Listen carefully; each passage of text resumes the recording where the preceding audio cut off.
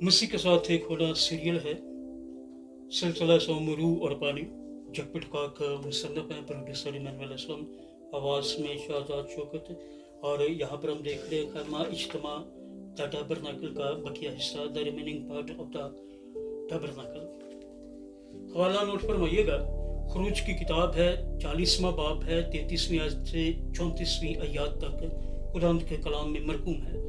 और उसने मस्कन और मसबा के गिर्द गिर्द सहन के घेर को सहन के दरवाज़ा का पर्दा डाल दिया। यूं मूसा ने उस काम को ख़त्म किया। तब खैमा इज्तिमा पर अबर छा गया और मस्कन खुदावंद के जलाल से मामूर हो गया। खुदावंद के पाक कलाम के पढ़े सुने जाने पर उसकी बरकत नाज़िल हो। सब कहिएगा आमीन। खुदावंद का शुक्र हो। जब हम अपने दिल को खुदा का घर बनाते हैं और उसके लिए मक़दस कायम करते हैं तो वो अपनी शानदार हुजूरी और पुरजलाल और जलाल से मामूर करने का वादा करता है। यार ये तर्जुमे में थोड़ी सी प्रॉब्लम है, मुझे माफ फरमाइएगा। दोबारा से कहता हूँ,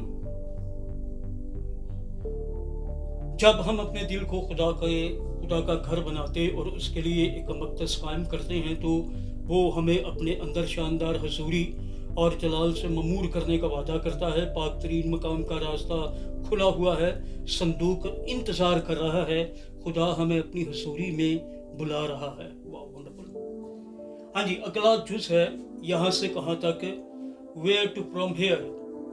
हम अपने अंदर उसका मक़दस तमीर करने के लिए रूह के साथ काम करके पाक तरीन मकाम और खुदा की हुजूरी में जा सकते हैं। सिलसिला सोम और सिलसिला चहारम दोनों मसीह के साथ उसकी हुजूरी और उसके जलाल में उसके साथ एक होने पर रोशनी डालते हैं। सिलसिला सोम में हम खुदा के रूह से मामूर होने और अपने दिलों को उसके रूह के लिए तैयार होने के मुताल्लिक सीखने पर गौर करेंगे।